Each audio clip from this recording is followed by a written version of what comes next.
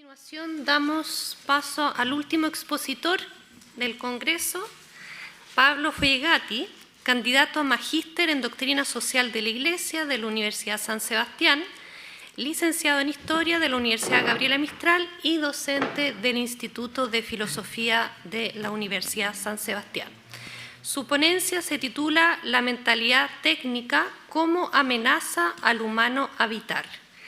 Al profesor le voy a ir indicando cada 5 minutos, lo anuncio porque no es porque la moderadora sea muy insistente, pero me lo ha pedido. Adelante, Pablo. Gracias. Last and least. Yo, como muchos, uno queda incómodo con el título que le... Uno queda incómodo con el título, que le ponen, ¿no? Entonces yo ensayé un montón y llegué a este, ¿no? La mentalidad técnica y la amenaza de los medios. ¿Es posible aún en la sociedad tecnológica la vida espiritual? Ese es el título. Bueno.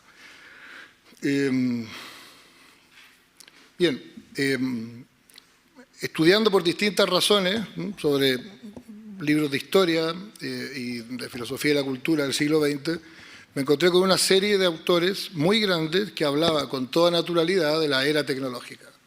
Era técnica, era tecnológica, sociedad de la tecnología, época tecnológica, en fin. Y lo que más me sorprendía era que ninguno tenía la pretensión de explicar y de justificar y de presentar este título, estos nombres como algo nuevo, sino que lo hacían con absoluta naturalidad. Autores de los 30, de los 40, de los 50, de los 60 y ya un poco menos de los 70. Hay muchísimos, Jasper, hay muchos de cultura cristiana, de la tradición cristiana. Nombro algunos, Heidegger, Dawson, Jaspers, Berdyaev, el Papa Benedicto, Ratzinger en los 60 lo nombra así, Julián Marías, Jorge Millas en Chile, bien, y muchos más. Y lo que me sorprendía era la naturalidad con la que hablaban. Era tecnológica, un poco antes de la guerra y ya absolutamente después de la guerra. Entre ellos, el Papa Pío XII, ¿no? Bueno. Y esa es una cosa. La segunda es que ninguno, o la mayoría, ocupaba este término solo para describir como una época donde hay muchos inventos tecnológicos y son muy importantes. Ninguno lo presentaba así. Era la era tecnológica unida a una mentalidad tecnológica.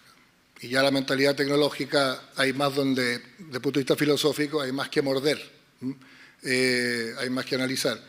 Entonces, no se presenta como una constatación, una época donde la tecnología es importante, sino una época donde pareciera ser que hay un espíritu que es la que la mueve y que es como quien diría, mal usando el lenguaje clásico, que es como lo formal de la época, la mentalidad tecnológica. Bien. En los 30, en los 40, en los 50 también, y sobre todo después de la guerra, ¿no? Viene a coincidir en parte con otro grupo de historiadores, a veces son los mismos, que están más o menos convencidos que después de la Segunda Guerra Mundial no hay otra etapa de la cultura occidental, sino que se acabó. Lo que pasa es que es difícil verlo porque está la sociedad llena de cosas que son las de la sociedad occidental desde siempre, pero que hay una serie de elementos nuevos que les permite pensar que esto ya es una época distinta. También sorprende que muchos de ellos, y muy tempranamente, con toda tranquilidad, ubican a la cultura soviética y a la norteamericana, al occidente democrático y al comunismo como dos caras de una misma moneda. Sin arrugarse mucho, dicen, bueno, estos dos se pueden subsumir perfectamente en la mentalidad tecnológica. Bien. Era curioso, y la mentalidad tecnológica aparecía entonces como un tema muy interesante. Entonces, lo que intentaré es ver si la mentalidad tecnológica que describen estos señores puede todavía usarse ahora, ¿no? La respuesta es que sí, a pesar de que de los 70 en adelante, ya son 50 años, el lenguaje varió. Bien. Pero sigue subyacente más allá del lenguaje, y lo que yo pienso es que no solamente todavía se puede hablar de mentalidad tecnológica, sino que es más mentalidad tecnológica y era tecnológica que hace 80 años. Bien. Después de la Segunda Guerra nació una generación nueva, que le llaman Baby Boom.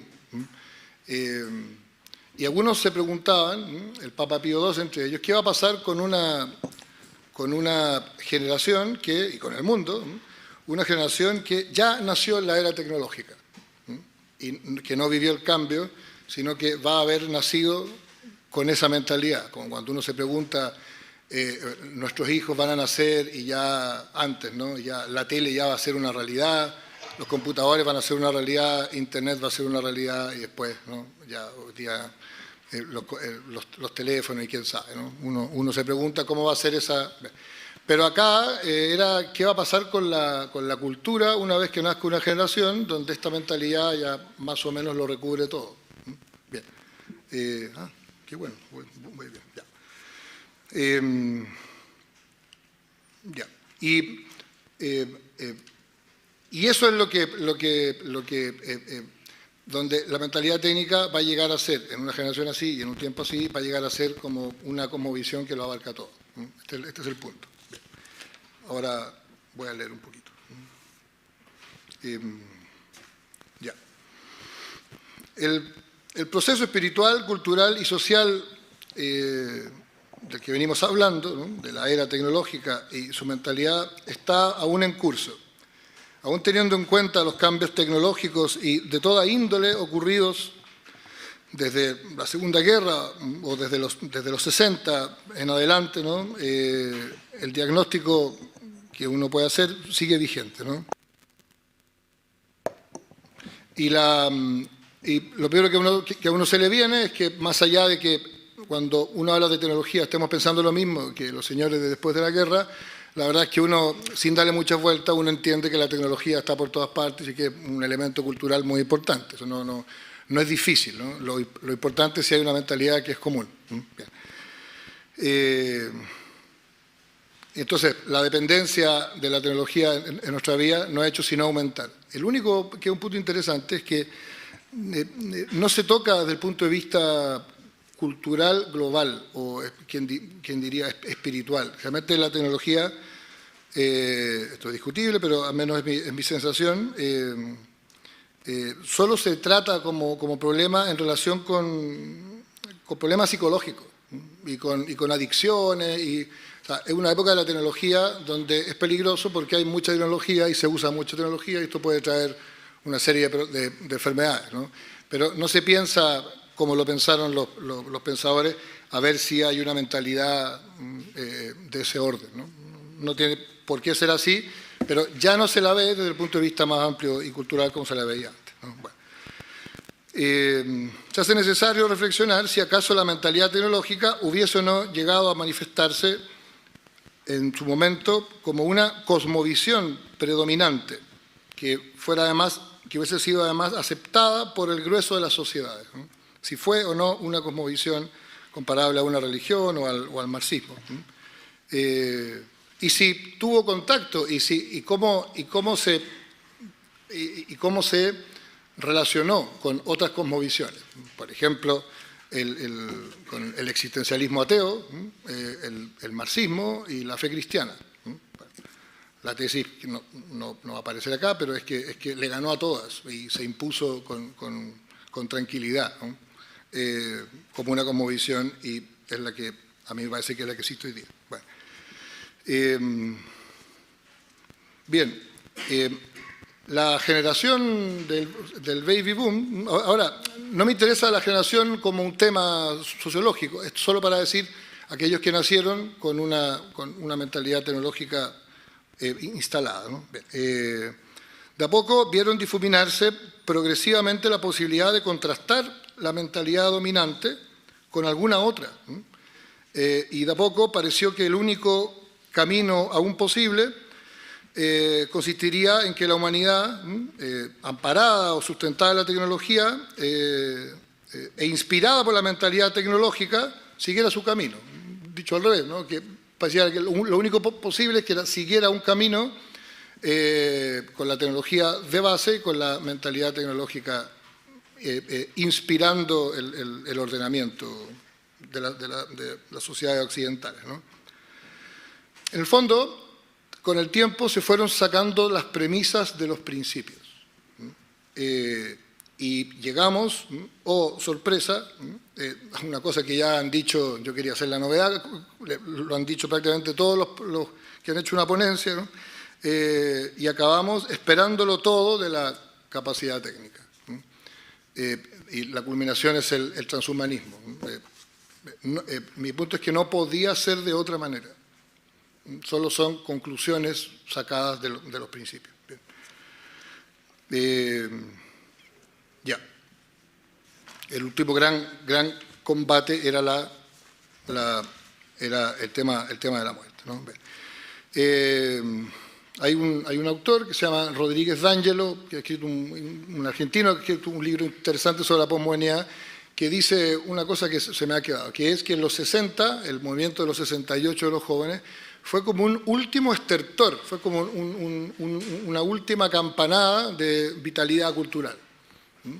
Y que se acabó el verano, o llegó el verano, que se fue acabando eso y se apagó la cultura occidental y no en relación con bienes culturales importantes y se instaló.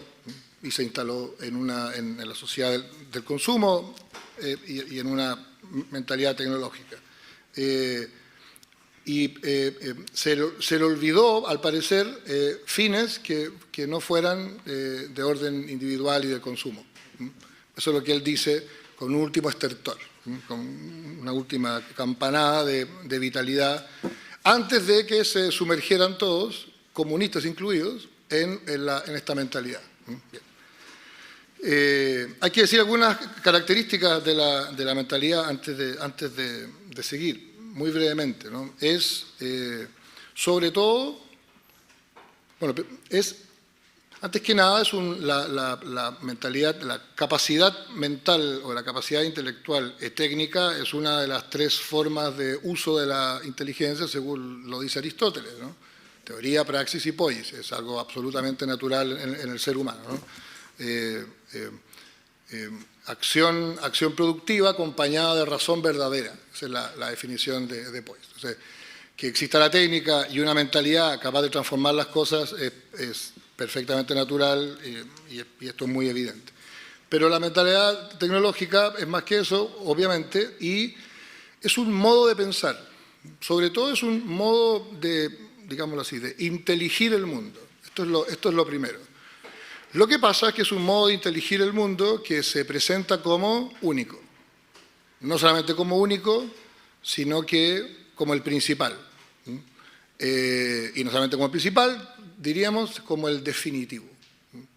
No es que quiera, digámoslo así, no es que quiera sacar del podio a otro pensamiento.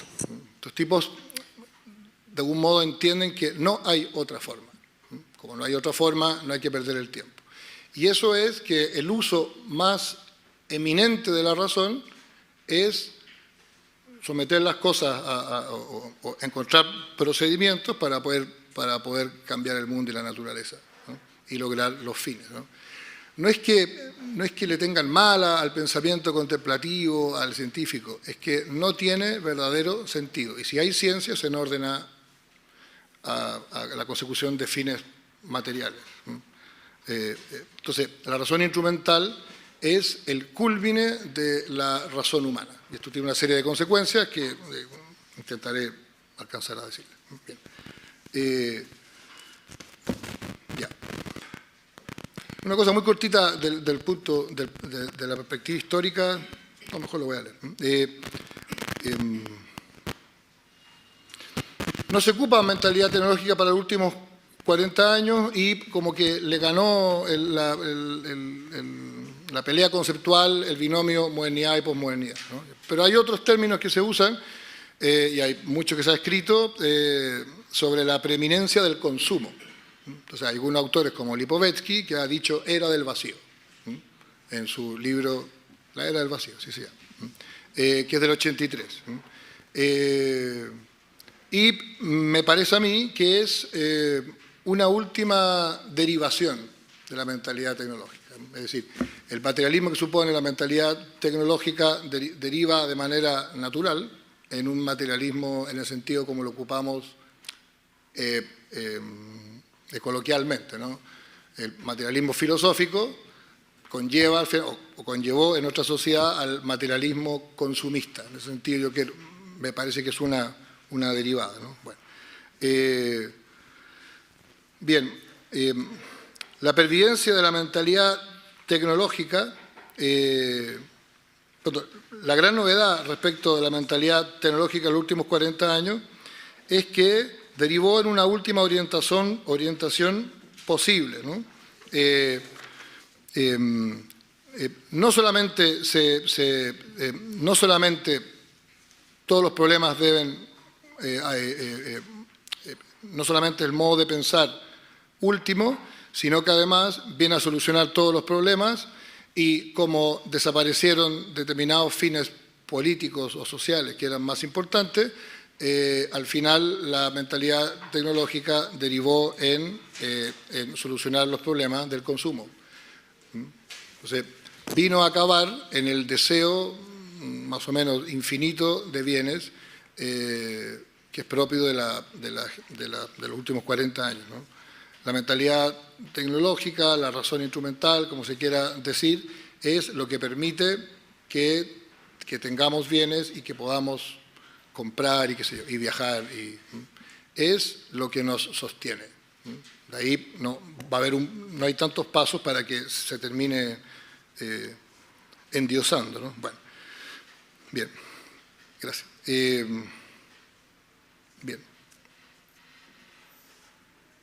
Bien, esta mentalidad que sostiene nuestra sociedad se ha mostrado incluso capaz de subsumir en su propia lógica otras realidades relevantes de la vida humana y social, como la familia, la participación política y la preocupación genuina por el bien de la comunidad o de los semejantes, o la relación del ser humano con el arte y con el goce estético y con el ocio. Se ha instrumentalizado todo, incluso aquellas realidades que evidentemente no son un instrumento, digámoslo así, ¿no? La mentalidad tecnológica o los hombres con esta mentalidad la llegaron a someter. Entonces no es que no haya ocio, lo que pasa es que el ocio es útil. No es que no haya arte, pero el arte es útil. Hay una cita de Horkheimer, que es un autor de Frankfurt, que escribe el año 47, y hay veces en que uno no sabe si está escribiendo un autor cristiano bueno, este es el más conservador de Frankfurt, pero en verdad es muy sorprendente en muchos casos. Habla de la verdad, en fin, y critica por razones muy nobles, diría casi espirituales, la razón instrumental. El libro se llama Crítica de la razón instrumental. Dice, cada vez se hace menos una cosa por mor de ella misma, juzgada con criterios de utilidad. Una marcha a pie con el objeto de llevar a alguien desde la ciudad a la orilla de un río o a la cumbre de una montaña sería contraria a la razón e idiota. Se trataría de un empleo necio o destructivo del tiempo. Desde la perspectiva de la razón formalizada, una actividad solo es racional cuando sirve a otro objetivo, por ejemplo, a la salud o al esparcimiento destinado a revitalizar la fuerza del trabajo. El esparcimiento está bien, el descanso está bien, pero las cosas son buenas en la medida en que revitalizan a alguien que tiene que ir a cumplir. Bien. Y después dice, la actividad no es, dicho de otro modo, sino un mero instrumento toda vez que solo cobra sentido en razón de su vinculación con otros objetivos. Y después dice algo un poco más gracioso, a mi juicio, que es que está aquí, ¿no? Dice, la sociedad del siglo XX ya no se... hay un solo modo de que las actividades alcancen sentido, servir a un fin. Los hobbies, dice el autor, grafican esta mentalidad. No tienen conexión alguna con una verdad más alta, sino que se miran como una actividad cuyo principal objetivo es mantener a la gente de buen humor. Así lo ve él. Este mismo buen humor se transforma en un estereotipo que sirve de, comillas, precondición psicológica de la capacidad de rendimiento. Bien, hay que tratar bien a los instrumentos del sistema y hay que mantenerlos bien, mentalmente tranquilos, afectivamente más o menos tranquilos, llenos de cosas, del mismo modo en que uno alimentaría bien a un esclavo. Bueno, bien, en síntesis podría afirmarse,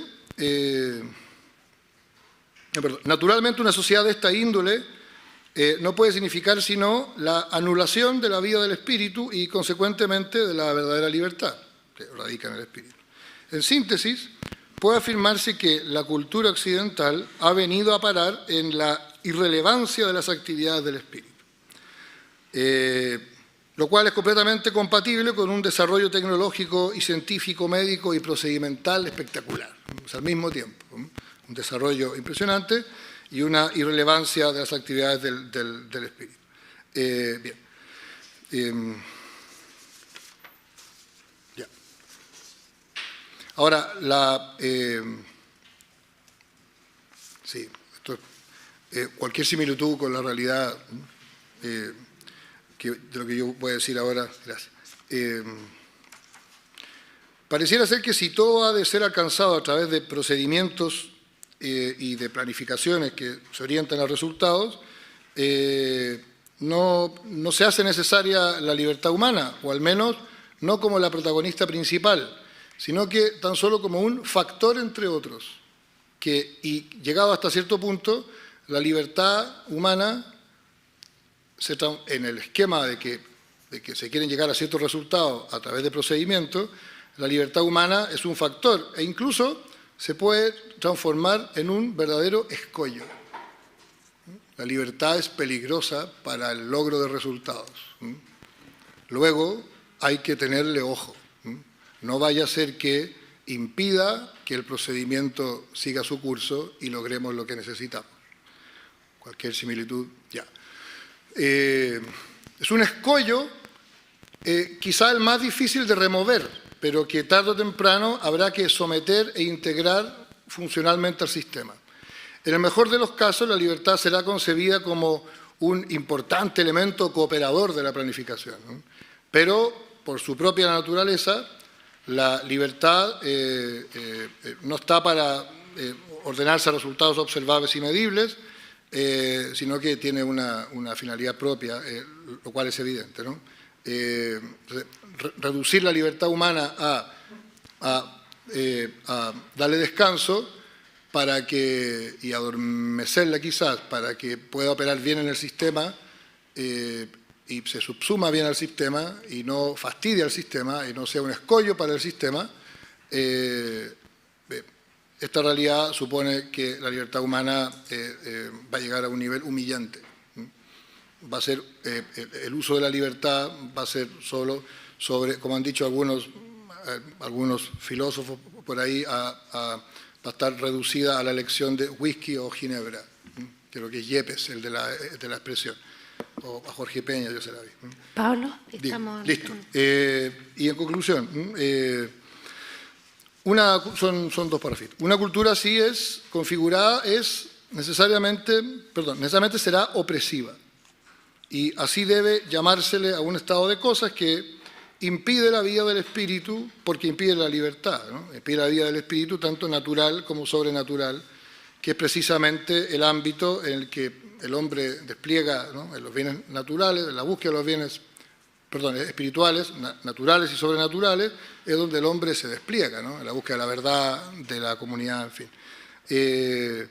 Y entonces es una sociedad opresiva. Y el peligro es que esta sociedad opresiva, es que el hombre esté en esta sociedad opresiva muy contento. Muy contento porque parece que lo tiene todo. Entonces tiene su espíritu absolutamente humillado, pero adormecido y tranquilo. Bien. Bien, entonces, la maraña son los medios que no logran encontrar fines, y la vida se diluye. Después, independientemente si alguien me hace una pregunta, igual voy a leer un párrafo de Chesterton, que es lo mejorcito que van a escuchar de esta ponencia, y ya van a ver ustedes. Voy a conectar cualquier pregunta y le voy a... Para terminar con Chesterton.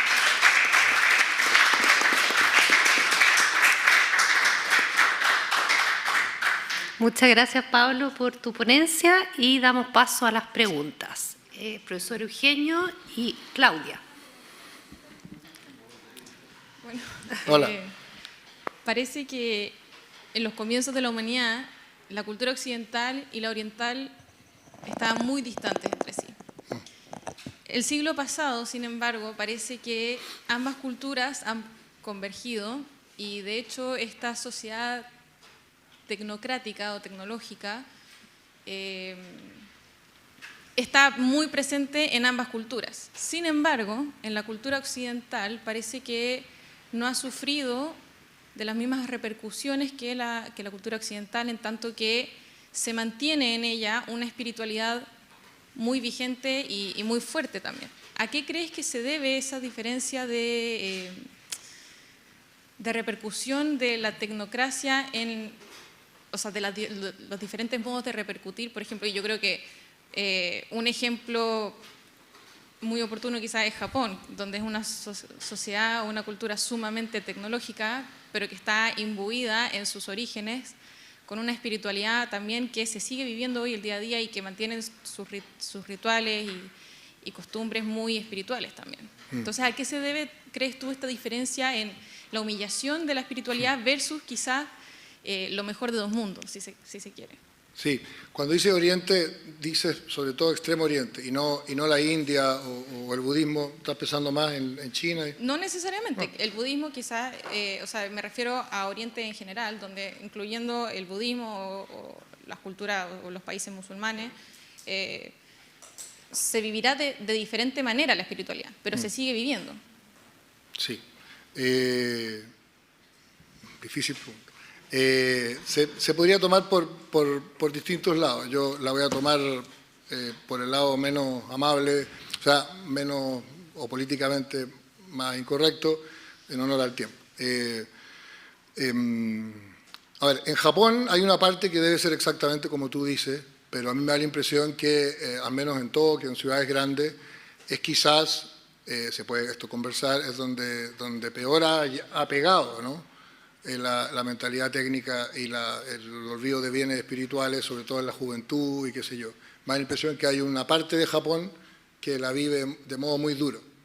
Y otra parte, seguramente más alejada de las grandes ciudades, que gracias a Dios no han perdido las tradiciones, lo cual quiere decir que no han perdido algún tipo de vida espiritual. Ahora bien, yo pienso que la visión occidental, amparada en la visión cristiana, supone una unidad de síntesis del espíritu y de la materia. Lo sabemos todos. Y entonces no hay al cristianismo, más allá del lenguaje que pueden haber ocupado algunos apóstoles o en la escritura, como San Pablo o San Agustín, en fin, y muchos otros, que parecieran contraponer el cuerpo y la materia. El cristianismo no puede contraponer el cuerpo y la materia. Bien, y entonces me parece una mirada del mundo más precisa y más verdadera. Bien. Más que el dualismo oriental, aunque el dualismo tiene la intuición de que existe el espíritu. ¿Por qué digo esto? Porque yo pienso que al final la lógica occidental, a pesar de que está bien desespiritualizada y lo que se ha comunicado a Occidente no es la mejor versión, porque carece de religión, etc. Es decir, no van a poder con ella. Estoy haciendo aquí de profeta, ¿no? Absolutamente, pero no van a poder, Oriente no va a poder con ella porque no se puede, porque la técnica es natural, la tecnologización de la vida no, pero hay un ímpetu que es de someter a la tierra, un tema muy interesante, hasta dónde Dios es culpable de la mentalidad tecnológica, desde el minuto 1 del Génesis. ¿Por qué Dios tiene la culpa, ¿no? De que, bueno, porque es un mandato y no nos queda otra que, y al final me da la impresión, esto sí es discutible, que va a ser como una ola que porque tiene razón, supuestamente, va a ir, la gente se le va a ir sumando. Esa es por una parte. Y por otra parte, yo creo que la misma mentalidad, en la parte mala, es destructiva de toda espiritualidad. Entonces, habría que ver si las religiones, unas más que otras, van a tener los elementos para defenderse de esta mentalidad que es corrosiva, ¿no? Ahora, es interesante que en muchos lugares de Oriente no se han sometido, son más normales, aunque no tengan el cristianismo de base, en un sentido son más normales que nosotros, porque todavía entienden que hay cosas que no son instrumentales. En ese sentido, es refrescante de repente verlo, y a uno le da pena por el estado de la cultura actual, porque todavía entienden estas cositas. Igual como a veces cuando uno va al campo, la gente en el campo entiende unas cositas que nosotros no entendemos. No, era difícil tu pregunta. Hice lo que pude. ¿Y Chesterton? No, esa no había forma de relacionarla. Tenemos una pregunta, Eugenio. ¿Qué decía Chesterton? No viene al caso ahora. No, ¿quieres que lo lea?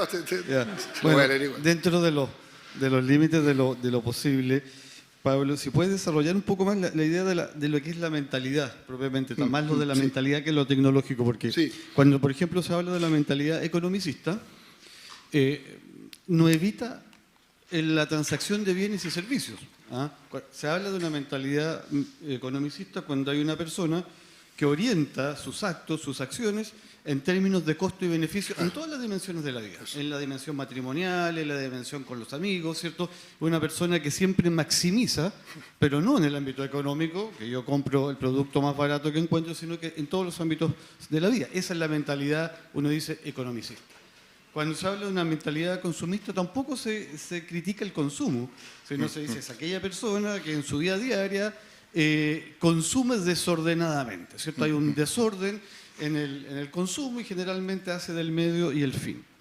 Si uno sigue esa lógica, podría pensar que la mentalidad economicista, salva la tecnología de la mentalidad.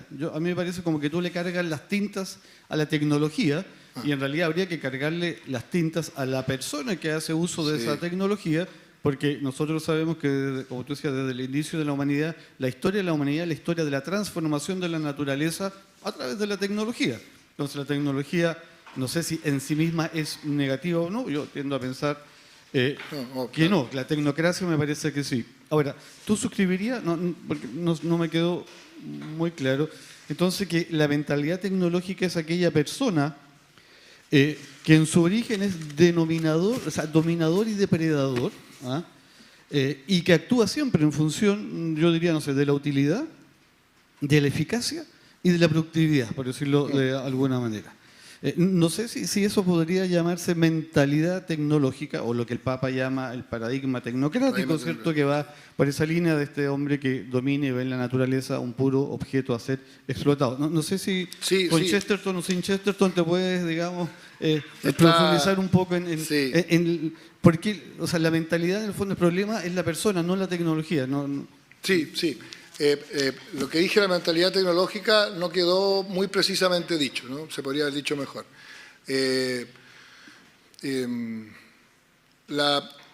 A ver, yo pienso que es una mentalidad y es una cosmovisión. Ahora, el problema es que tú, cuando uno lee a Marx o veía a los comunistas de qué modo imponían un modo de ver, o a los nazis, imponían una visión global, Y uno sabe que, y uno lee a Camus o a Sartre, y uno sabe que están imponiendo o están presentando una visión global, y la fe cristiana también.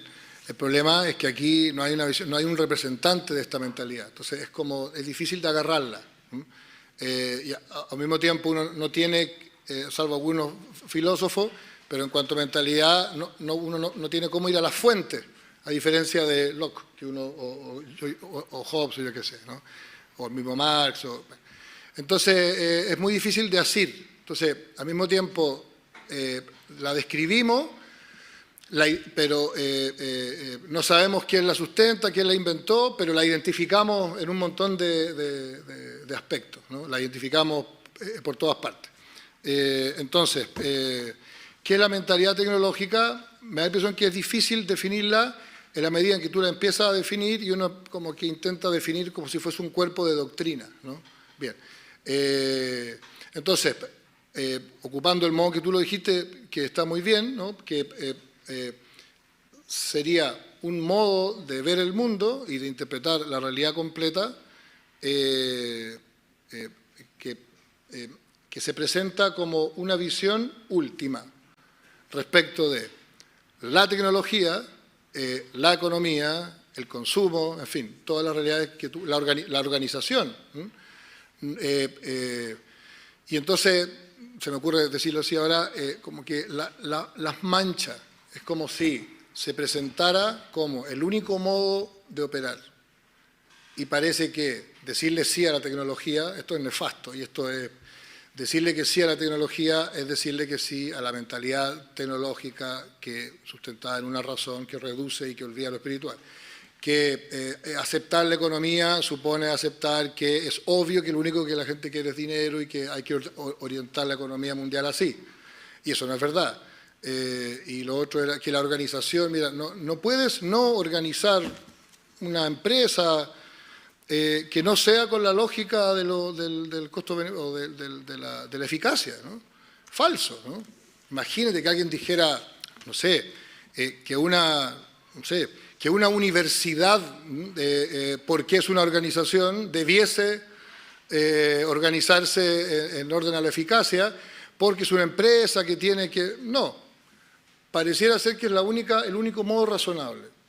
Y no es el único modo razonable y lo envenena todo. Todas las realidades normales las viene como a penetrar de un error. Entonces, donde tecnología, economía, uso, eficacia, procedimientos, productividad son realidades humanas normales, parece ser que la mentalidad es como un espíritu que se cuela y que las transforma o las disfraza de algo que no son.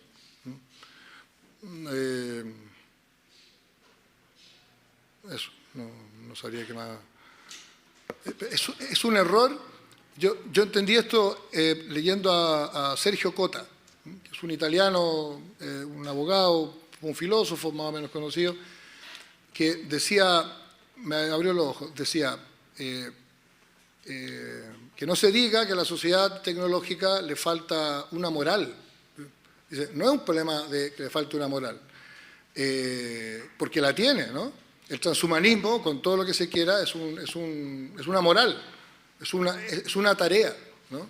Y toda la tecnología está orientada al bien del hombre, a que no sufra, en fin. Lo dicen ellos mismos. Y lo dicen ellos, claro, exactamente. Y por eso se presenta como una ética, ¿no?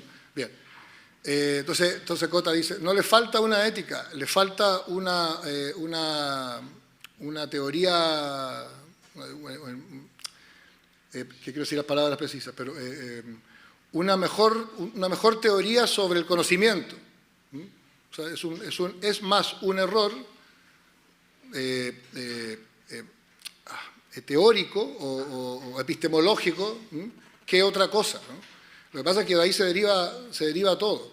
Y la tesis de Polo, que me habría gustado decir algo, la tesis de Polo es que, así como yo ocupaba la palabra de que la libertad se humilla, la inteligencia, en ese modo de ver las cosas, que no hay nada más que razón instrumental, etc., en ese error que está en el origen, la inteligencia tiene esta es la palabra que ocupa Paul, un recorte, como que se le hubiesen cortado las piernas. Entonces dice, mira, de aquí para allá no pasas.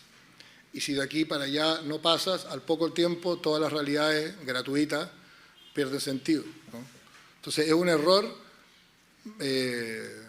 intelectual, ¿no? Se me va la palabra, es un error de orden epistemológico, teórico, más que moral, que lo penetra todo hasta las relaciones familiares. Al hijo que hay que uno que tiene un problema y uno lo lleva a los técnicos de otro tipo, pero son técnicos. A mí me preguntaba una mamá, cuando yo tenía como 30 años, un niño que tenía unos problemas, como el séptimo, octavo, en el colegio, y me decía, mira, dime tú qué hago con él y yo lo hago. Y yo decía, pobre niño, ¿no? O sea, le preguntan tiene una mamá que le pregunta al experto qué tiene que hacer y le pregunta a alguien que no tenía hijos, ¿no? Y que era profesor y que no tenía por qué tener el procedimiento exacto para solucionarle, porque la educación es de orden, ¿cómo se dice? Es de orden prudencial o qué sé yo, pero no es una mera técnica.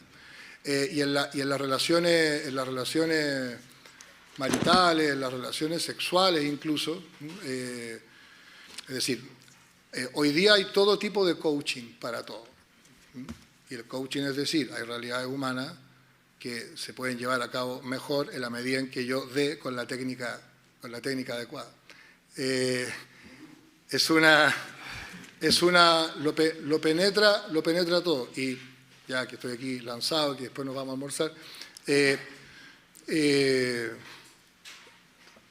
se podría decir que incluso penetra la práctica de la religión. Y ahí ya se te fastidió todo.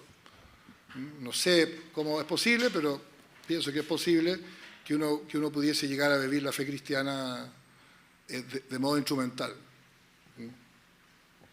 Y por eso se reduce, quizás, a moral. Porque el vector de la religión es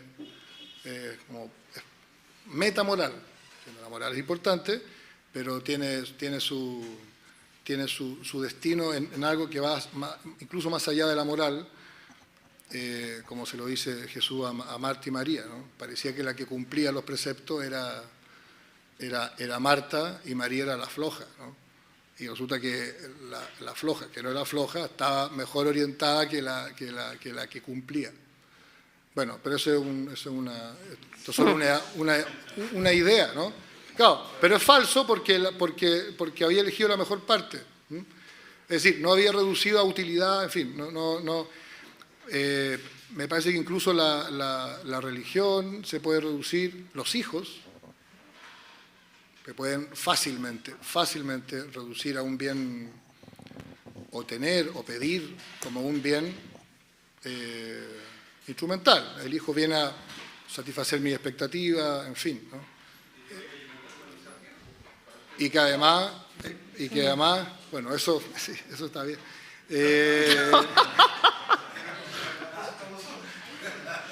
Sí. Bien, Pablo, estamos en la hora.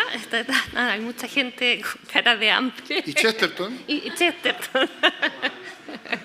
Así que vamos a darle la palabra. Muchas gracias, Pablo, por tu participación.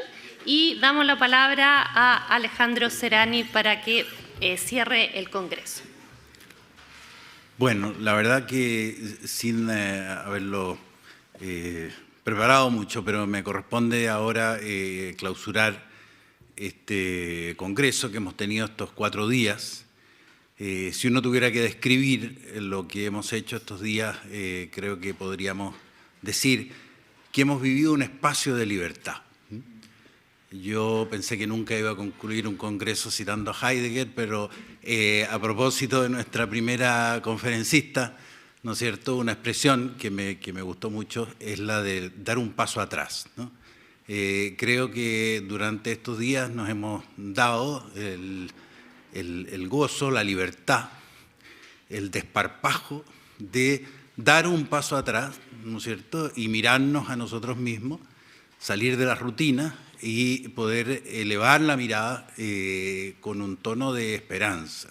Comenzamos este congreso, ¿no es cierto?, de alcance iberoamericano, inclusive dijimos hermano americano, con un llamado a esa esperanza que radica en el valor inestimable de la persona humana, que podríamos decir tiene esa fuerza que poniendo a la persona en el lugar en el que tiene que estar, no nos equivocaremos nunca. Así es que muchas gracias y hasta la próxima.